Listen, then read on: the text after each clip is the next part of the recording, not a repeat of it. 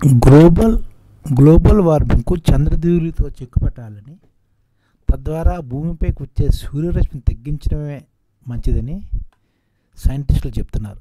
భూమికి సూర్యునికి మధ్య చంద్రదూలిని పరచాలని సైంటిస్టులు సాధ్యాసాధ్యాలపై జోరుగా చర్చలు జరుగుతున్నాయి. అందుకోసం అంతరిక్షంలో భారీగా ధూళి మేఘాలను ఏర్పాటు చేయాలనుకుంటున్నారు. భూమిపై పడే సూర్యరశ్మి పరిమాణాన్ని కొంతమేరకు తగ్గించడం ద్వారా భూమిని చల్లబరచాలని ప్రతిపాదన ఎన్నో కాలాల నుంచి ఉంది. దీన్నే సోలార్ జియో ఇంజనీరింగ్ లేదా సోలార్ రేడియేషన్ మేనేజ్మెంట్గా అంటారు. అంటే మరోసారి చూద్దాం.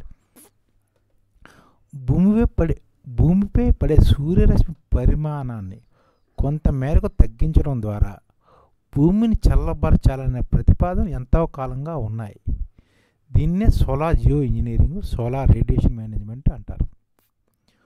భూ వాతావరణపు పై పొరలోని వాయు కణాలతో కూడిన సన్నని లేయర్ను పంపి భూమిపైకి వచ్చే సూర్యరశ్మిని కొద్ది మేరకు అడ్డుకోవాలని ప్రతిపాదనపై విస్తృత చర్చ జరిగింది.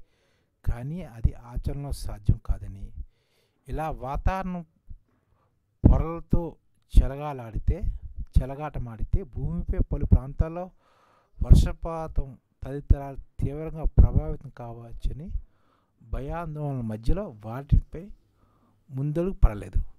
మరి కొందరేమో అంతరిక్షంలో భారీ అద్దాలు లేదా ఫిల్టర్ను ఉంచాలని సూచించినా అవి పెద్దగా ఆకట్టుకోలేదు.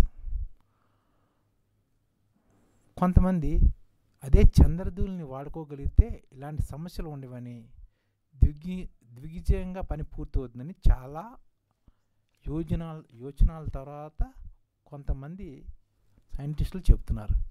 ఎందుకంటే చంద్రునిపై ఉపరితలం అది అపారంగా ఉంటుంది, అదే చంద్రదూలి అపారంగా ఉంటుందని, గురుత్వాకర్షణ శక్తి తక్కువగా ఉండే చంద్రునిపై నుంచి ధూళి మేఘాలను, అంతేగాక భూమిపై నుంచి జరిపే ఏ ప్రయోగంతో పోల్చినా అత్యంత తక్కువ వ్యయ ప్రయాసాలతో సులువుగా అంతరిక్షంలో తరలించవచ్చని వీళ్ళ యొక్క వాదన. ఇప్పుడు ఈ విషయాన్ని చూద్దాం. చంద్రుడు అంటేనే చల్లదనానికి ప్రతీక. అందుకనే భూమిపై పడే సూర్యరశ్మిని కొద్దిగా మళ్లించడం ఈ భూమిని చల్లబరచడంతో సమానం. ఏమిటి ప్రతిపాదన అంటే, చంద్రుడిపై ఉన్న ధూళిని భారీ పరిమాణంలో తవ్వి దాన్ని సూర్యునికేసి వెదజల్లాలి. అది భారీ ధూళి మేఘం రూపంలో కనీసం ఓ వారం పాటు సూర్యునికి భూమికి మధ్యలో నిలిచి ఉండేలా చూడాలి.